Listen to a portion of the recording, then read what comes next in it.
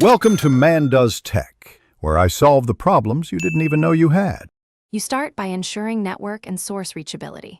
First, make sure your device is online and getting at least 5 Mbps. Slow networks break EPG fetching. Next, open a browser or use Ping to confirm the playlist or EPG URL responds. Once done, open Tivimate and refresh the playlist and guide. Watch for specific error messages.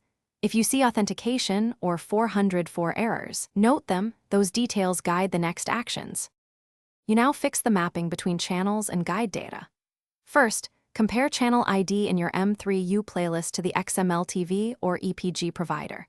Mismatches cause no information.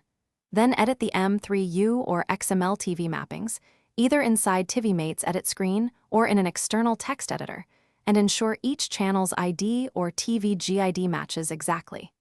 Once edits are saved, clear Tivimate's cache and force stop the app. Then re-import both playlist and EPG so the updated mapping takes effect. You finish by validating the fix and applying fallbacks. First, update Tivimate or reinstall it to eliminate app-level bugs, then test with an alternate EPG source or known working public playlist so you can isolate provider issues. If the guide populates with the test source, the problem is your EPG provider or mapping. Correct those.